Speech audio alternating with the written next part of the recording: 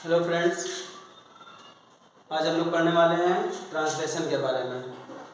पिछली वीडियो में हमने बताया था कि ट्रांसलेशन हम लोगों के लिए कितना ज़्यादा ज़रूरी होता है। डबल फ़ायदा होता है हमारा, डबल ट्रिपल फ़ायदा होता है, जिसमें से आज हम लोग पढ़ने जा रहे हैं लेट के बारे में। लेट का मतलब दो निकलता है। सेंटेंस में आखिरी की मात्रा जो निकलती है वो दो होती है।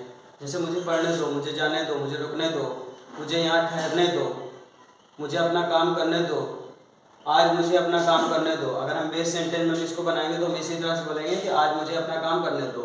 तो ऐसे में हम लोग क्या करते हैं, सबसे पहले लेट लगाते हैं, फिर ऑब्जेक्ट लगाते हैं, फिर वर्ब की फर्स्ट फॉर्म लगा देते हैं। जैसे सेंटेंस है मुझे पढ़ने दो, लेट मी रीड। अक्सर देखा होगा लोग बोलते होंगे लेट्स गो, तो वो लेट्स गो जो होता है वो लेट होता है और उसके बाद अस होता है, फिर गो होता है, जिसमें से जब उसको लिखते हैं तो इस तरह से लेट्स गो लिखते हैं।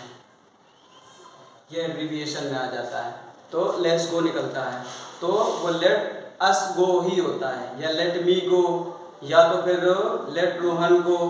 तो हम लोग ऑब्जेक्ट में हर उस वर्ड को यूज़ कर सकते हैं जहाँ पर किसी को जाने के बारे में बोला जाता है, खाने के बारे में बोला जाता है, जिसको बोला जा रहा है। यहाँ पर बात यह आती है कि जिसको बोला जा रहा है वहाँ पर हम लोग उस वर्ड को यूज़ करेंगे। सबसे पहले लेट लगाएंगे, फिर इसके बाद में जिसको बोला जा रहा है उसका नाम लिखेंगे या जो भी प्रोनाउन दिया जाता है उसको लिखेंगे, और उसके बाद में हम लोग अपनी वर्ब लिख देते हैं, और अगर ऑब्जेक्ट दिया हुआ है तो ऑब्जेक्ट लिख देते हैं। बहुत सिंपल से नियम होता है। Let me read, let me play, let me go, या तो फिर हम बोलेंगे कि लेट मी ईट फर्स्ट, सबसे पहले मुझे खाने दो, लेट मी ईट फर्स्ट। तो ऐसे हमारा बन जाएगा। अगला हमारा मॉडल होता है लिटिंग। लिटिंग का मतलब होता है दे रहा।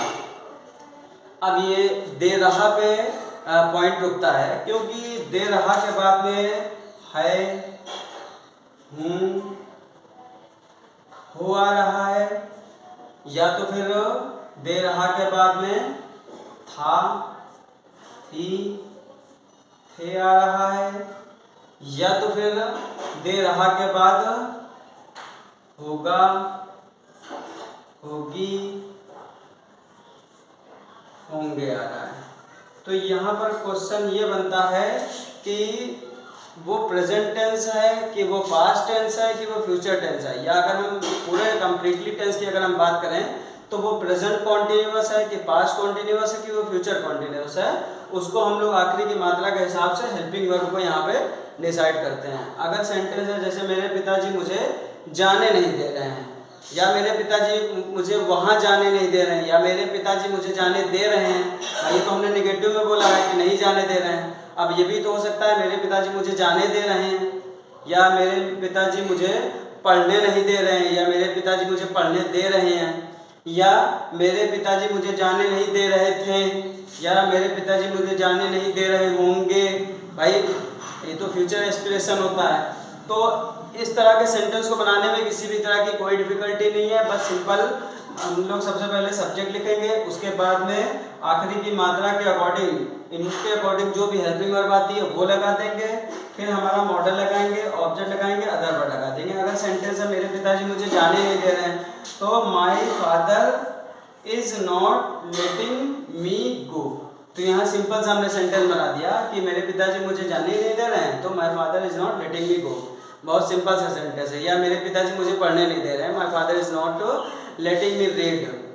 लेट में ही आईएनजी आता है, जबकि यहाँ पर एज अ इम्परेटिव यूज किया गया है। लेट यहाँ पर एज अ इम्परेटिव यूज किया गया है, और यहाँ पर लेट जो है वो एज अ वर्ब यूज किया गया है। दो अलग अलग बात है। यहाँ पर वो वर्ब से ही सेंटेंस को स्टार्ट किया गया है। इम्परेटिव की हम लोग को पहचान पता है। वैसे तो मात्रा हमेशा आ ई ए की होती है, लेकिन इम्परेटिव में ओ की मात्रा आती है, ऊ की मात्रा आती है, अंग की मात्रा आती है। तो ये सब जो मात्राएं आती हैं यहाँ पर हम पहचान लेते हैं कि ये हमारा इम्परेटिव का ही है। तो इसलिए इस कैटेगरी को हम लोग इम्परेटिव के ही लिस्ट में रखेंगे, क्योंकि ये इम्परेटिव के ही बेस पर चलता है पूरा। आखिरी की मात्रा वही आएगी, क्योंकि यहाँ पर क्या होता है कि किसी तरह का कोई ऑर्डर आता है या किसी तरह कोई रिक्वेस्ट होता है या किसी तरह का कोई सजेशन होता है, इस तरह की बातें होती हैं, तो ऐसे में हम लोग लेट का यूज़ कर लेते हैं। लेकिन अभी यहाँ पर जिस हिसाब से लेटिंग के यूज़ के बारे में हम लोग बता रहे हैं, तो लेटिंग में क्या बात मेन है जिसको हमें समझना है वो ये है कि ये कॉन्टिन्यूअस की बात कर रहा है। ये वर्ब में आईएनजी लगाकर चीख के बता रहा है कि ये कॉन्टिन्यूअस है।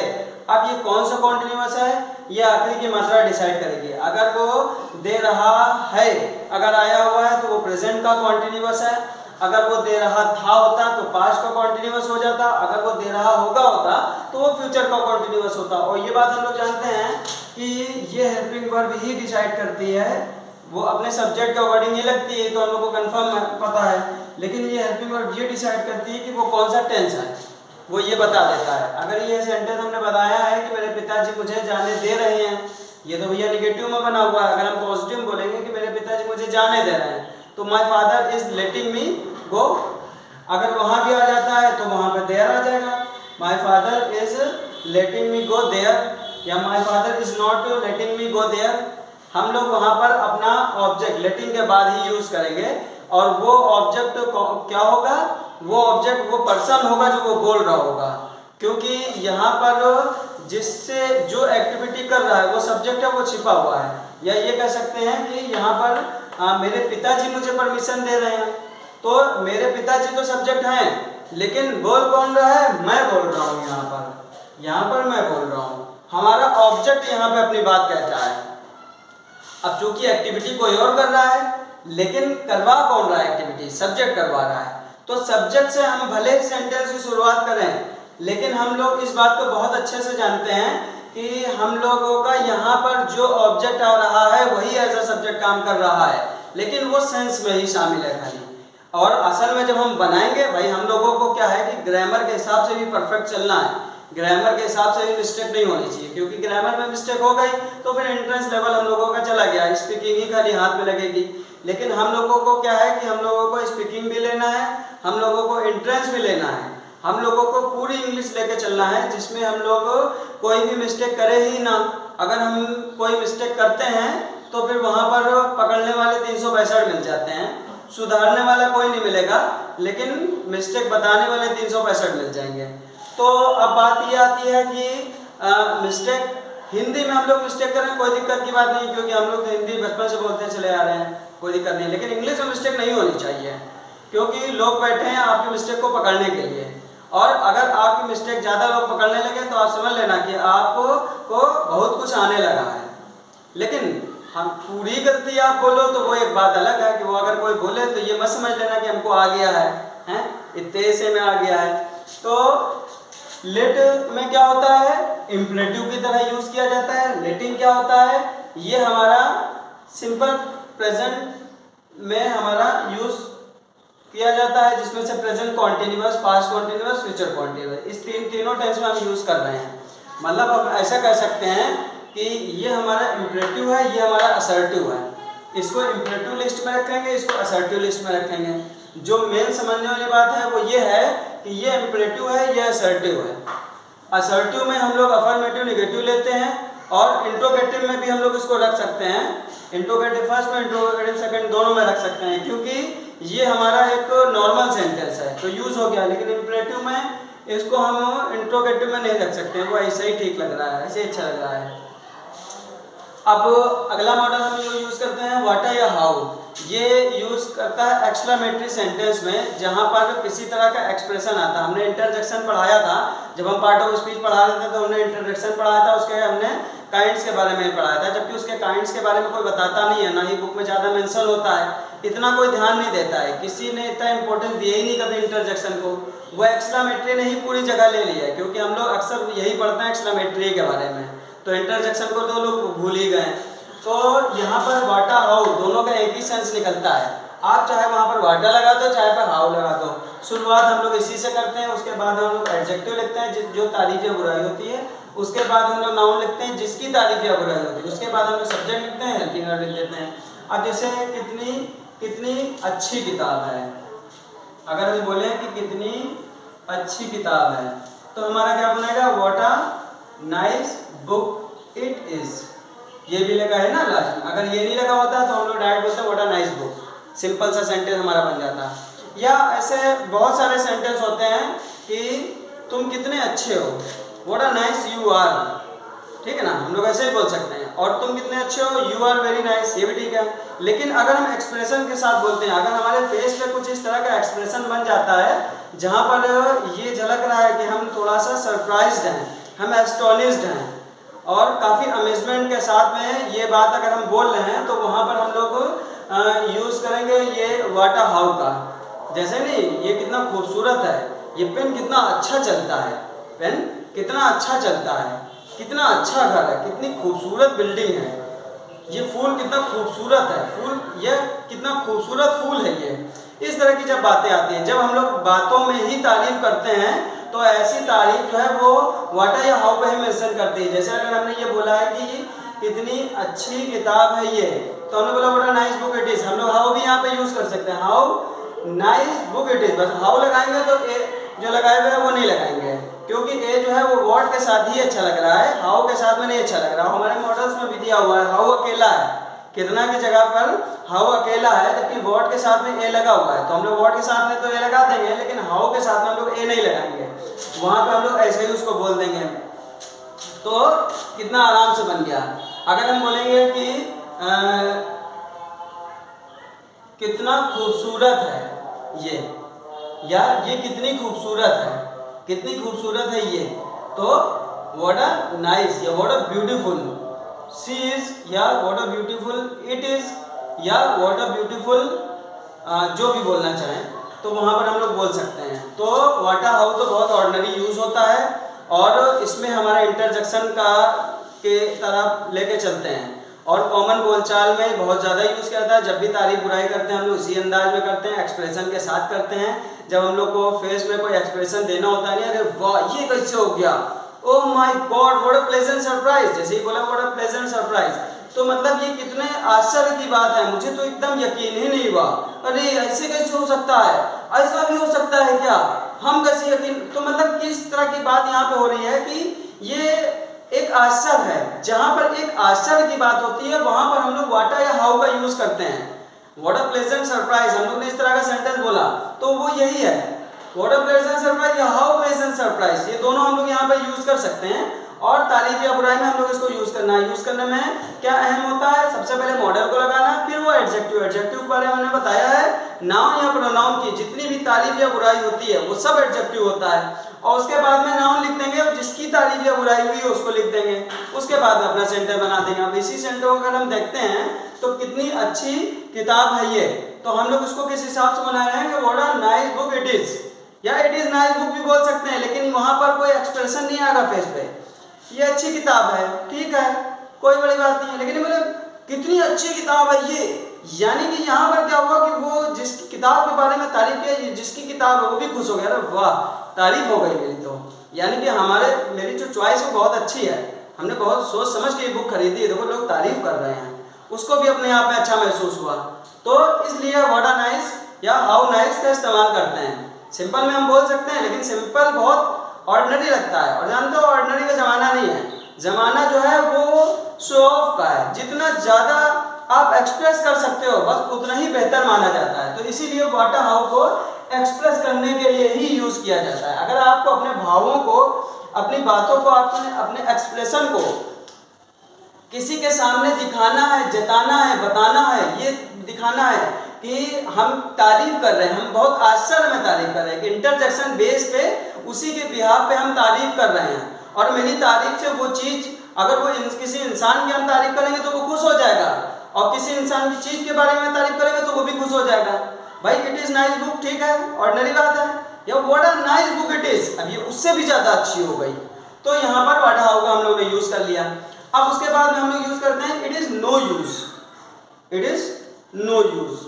तो इट इज़ नो यूज़ क्या है कि जब हम लोग किसी चीज़ के बारे में ये बात करें कि अब कोई फायदा नहीं है भैया, अब वहाँ जाने से क्या फ़ायदा, अब तो देर हो गई है, कोई फायदा ही नहीं है जाने से, क्या मिलेगा, दुकान बंद होगी, कोई फायदा ही नहीं है, शादी में जा रहे हैं बोले खाना खत्म हो गया होगा, कोई फायदा ही नहीं है जाने का, देर हो गई, अब कोई फायदा ही नहीं जाने का, स्कूल के लिए निकल रहे हैं, ठीक है ना, लेट हो गए, अब हम लोग पेरेंट्स से क्या बोलते हैं, कोई फायदा ही नहीं जाने का, जबकि हम लोग जानते हैं वहाँ पे हम लोग कूटेंगे, स्कूल जब जाएंगे तो हम लोग तबीयत से कूटे जाएंगे, इसीलिए हम लोग क्या बोलते हैं, कोई फायदा नहीं। फायदा नहीं क्या मतलब, हम लोग ये दिखा रहे हैं भैया अब प्रेयर ही सब कुछ है, प्रेयर हमको मिली नहीं, अब स्कूल जाने का क्या फायदा, कोई फायदा ही नहीं है। ठीक है, तो इस तरह के जब हम लोग सेंटेंस बोलते हैं तो ऐसे में हम लोग ये मॉडल का यूज करते हैं, इट इज नो यूज का, कोई फायदा नहीं है। बोले अब वहां जाकर कोई फायदा नहीं है, तो अब वहां जाकर कोई फायदा नहीं है, किस तरह से हम इसको बनाएंगे कि नाउ मॉडल लिख देंगे, it is no use going there. तो हमारे जितने भी सेंटेंस बनेंगे वहां पर हमको तो मॉडल लेके चलना है, और बाकी जितनी भी वर्ब होगी सिर्फ वर्ब ही को तो हमको अलग से यूज करना है। जाकर, अब यहाँ आकर कोई फायदा नहीं है, आकर हो जाता तो देर की जगह पे हैर हो जाता, और आकर की जगह पे कमिंग हो जाता है यहाँ पर। तो हमारा जो गोइंग है उसी की जगह पर हमको केवल वर्ब चेंज करना है, बाकी हमारा मॉडल वहीं का वहीं रखा रहेगा। इट इज नो यूज को तो यूज कर नहीं करना है हमको, यहाँ पे ना सब्जेक्ट ढूंढना है ना हेल्पिंग वर्ब ढूंढना है। हाँ एक बात है कि अगर हम यहाँ पर ये देखते हैं कि कोई फायदा नहीं था, भाई कोई फायदा नहीं है अगर आया है तो हम लोग ठीक है, हम लोग ने इसको यूज कर लिया है। अब अगर हम बात करते हैं कोई फायदा नहीं था, था की बात करेंगे तो हम लोग यहाँ पे वॉज लगा देंगे, होगा की बात करेंगे तो हम लोग यहाँ पे विल बी शायद भी लगा देंगे। तो हमारे सामने सिचुएशन ये आती है कि हम जो सेंटेंस को बना रहे हैं तो उस सेंटेंस को हम किस टेंस में रख रहे हैं, हम लोग किस टेंस में बात कर रहे हैं। इस काम को करने का कोई फायदा नहीं है, या इस काम को करने का कोई फायदा नहीं था, या इस काम को करने का कोई फायदा नहीं होगा। अगर हम प्रेजेंट में बात कर रहे हैं तो हम बोलेंगे इट इज नो यूज, अगर हम बोलेंगे पास्ट में तो इट वॉज नो यूज, अगर हम फ्यूचर की बात करेंगे तो it will be no use. तो वहां पर हम लोगों को क्या मेंटेन करना है, हम लोगों को केवल हेल्पिंग वर्ब मेंटेन करना है, बाकी सब तो वही चीज यूज हो रहा है, हमको कुछ नया ऐड ही नहीं करना है। सब्जेक्ट भी हमारे पास है और हमारे पास ऑब्जेक्ट भी है, हमको केवल वर्ब ऐड करना है, और अगर टेंस की चेंजिंग हो रही है तो हम लोगों को हेल्पिंग वर्ब भी बदल देना है, सिंपल में हम लोग का ये यूज हो जाएगा। तो आज हम लोगों ने लेट के बारे में पढ़ा है जो कि इंपरेटिव बेस पे काम करता है, दूसरा हम लोग ने लेटिंग के बारे में पढ़ा है जो कि कॉन्टिन्यूअस बेस पे काम करता है। कॉन्टिन्यूअस में तो हम लोग समझ रहे हैं कि वो प्रेजेंट कॉन्टिन्यूअस पे भी काम करता है, वो पास्ट कॉन्टिन्यूअस में भी काम करता है, वो फ्यूचर कॉन्टिन्यूअस पे भी काम करता है। और अगर हम चाहेंगे तो हम लोग परफेक्ट कॉन्टिन्यूअस में भी इसको बना सकते हैं, प्रेजेंट परफेक्ट कॉन्टिन्यूअस में भी बनेगा, पास्ट परफेक्ट कॉन्टिन्यूअस में बनेगा, फ्यूचर परफेक्ट कॉन्टिन्यूअस में बनेगा। वो कैसे बनेगा कि मेरे पिताजी मुझे 2 घंटे से नहीं जाने दे रहे हैं, या मेरे पिताजी मुझे 2 बजे से नहीं जाने दे रहे हैं, या मेरे पिताजी मुझे 2 दिन से नहीं जाने दे रहे थे, या मेरे पिताजी अगले साल मुझे नहीं जाने दे रहे होंगे। भाई अभी तो सिचुएशन पे डिपेंड करता है कि हम उसको परफेक्ट कॉन्टिन्यूअस में भी बना सकते हैं, और अगर हम प्रेजेंट इंडेफिनिट में बनाए तो हम तब भी बना सकते हैं। मेरे पिताजी मुझे नहीं जाने देते हैं, मेरे पिताजी मुझे नहीं पढ़ने देते हैं, या मेरे पिताजी ने मुझे पढ़ने नहीं दिया है, मेरे पिताजी ने मुझे पढ़ने नहीं दिया था। तो देना हम लोग को यूज करना है, वो हम लोग प्रेजेंट से लेकर परफेक्ट कॉन्टिन्यूअस तक हम यूज कर सकते हैं, present indefinite, past indefinite, future indefinite, इन तीनों पर हम इसको यूज करेंगे। अगर हम परफेक्ट पे जाएंगे तो परफेक्ट पे भी यूज हो जाएगा, कॉन्टिन्यूअस और परफेक्ट कॉन्टिन्यूअस के बारे में हम लोग ऑलरेडी पढ़ ही चुके हैं। और यहाँ पर हम लोगों ने व्हाट हाउ के बारे में पढ़ा, दोनों चीजें की होते हैं, एक्सप्रेशन बताने के होते हैं, जहाँ पर भी सामने वाले को एकदम बहुत ज्यादा तारीफ करना है, मतलब उसको खुश करना है, कहने का मतलब ये है सामने वाले को खुश करना है तो व्हाट हाउ का यूज करो, बंदा जेब में आ जाएगा आपके, वो इतना गलगल हो जाएगा कि वो खुश हो जाएगा, समझ जाएगा भैया अब तो तारीफ हुई सच में। लेकिन अगर बोलो यू आर नाइस, ठीक है, वो समझ जाएगा कि चापलूसी कर रहा है, कोई बात है, कोई काम है उसको, तभी ये बात बता रहा है कि यू आर नाइस। क्या nice? You are good person, समझ गया, गुड पर्सन बोला ना इसने, कहीं ना कहीं कोई काम निकलवाने वाला है। अब अगर बोलोगे बोला नाइस पर्सन यू आर, अब कोई बात नहीं है, निस्वार्थ, कोई स्वार्थ नहीं है, कोई सेल्फलेसनेस नहीं है, यहाँ पर बात सिर्फ इतनी सी हो रही है, एक्सप्रेशन देना है। आप अगर उस चीज की एक्टिंग करते हो, अभिनय करते हो, तो वहां पर देखने में लगता है कि आप मेहनत कर रहे हो, आपकी मेहनत सामने वाले को नजर आनी चाहिए, और अगर आपकी तारीफ नजर आएगी, आप उसके एक्सप्रेशन से आपको लगेगा नहीं बंदा ठीक है, वो सही कह रहा है, वो ऐसा ही करता है, वो हमेशा ऐसा ही तारीफ करता है, उसकी तारीफ का अंदाज ही यही है। तो ये सब तारीफ का अंदाज है, एक तरह का अभिनय है, एक तरह की एक्टिंग है, यानी कि सामने वाला इंप्रेस हो जाए, पूरी तरह से इंप्रेस हो जाए, उसको ये ना लगे कि ये तो मतलब वो क्या बोलते हैं, चने की झाड़ पे चढ़ा रहा है, ये तो चने की झाड़ पे चढ़ा रहा है इसे तारीफ, you are good person, you are nice person, you are beautiful, ये क्या मतलब यू आर ब्यूटीफुल। अब अगर हम उसको इस अंदाज बोले व्हाट ब्यूटीफुल यू आर, ये बना कोई एक्सप्रेशन, ये बना कोई अट्रैक्शन, सामने वाला सुनेगा उसको भी लगेगा अरे यार ये ही तारीफ है, यही तारीफ तो हम सुनने के लिए परेशान हो गए थे, हमें सुनने को नहीं मिलती थी कहीं, आज बंदे ने तारीफ किया, यही बंदा अच्छा है, बस इससे अच्छा कोई बंदा नहीं मिलेगा। तो सामने वाला एक्सपेक्ट करता है कि उसकी तारीफ एक्सक्लेमेटरी अंदाज में करो, बहुत अच्छा लगेगा, एक्सप्रेशन दिखना चाहिए। उसके बाद में हम लोग ने पढ़ा नो यूज। नो यूज का तो बहुत आराम से बनने वाला सेंटेंस होता है। अगर वो हम लोग प्रेजेंट में है तो हम लोग इट इज नो यूज बोल देंगे, अगर हम लोग पास्ट में है तो इट वाज नो यूज बोल देंगे, अगर हम लोग फ्यूचर में है तो it will be no use बोल देंगे। और बाकी आने वाली वर्ब डिसाइड करती है कि वहां पर जाकर आता है, आकर आता है, खाकर आता है, पाकर आता है, या तो फिर वहां पर टहल कर आता है, घूम कर आता है, नाच कर आता है, बैठ कर आता है, खड़े होकर आता है, वो जो आता है उसमें आईएनजी लगा के वैसे के वैसे बना देंगे, तो हमारे ये सब मॉडल से प्रिपेयर हो जाएंगे। तो आज हम लोगों ने जितनी चीज़ें पढ़ी आप लोग उसकी प्रैक्टिस कीजिएगा, और प्रैक्टिस करने के बाद में कुछ ऐसी चीज़ जो नहीं समझ में आए इनबॉक्स में कमेंट बॉक्स में आकर आप मैसेज कीजिएगा, आप अपनी समस्या बताइएगा, आपकी समस्या का समाधान किया जाएगा। आज के लिए इतना काफ़ी है, ट्रांसलेशन के अगले पार्ट में मिलते हैं, गुड बाय।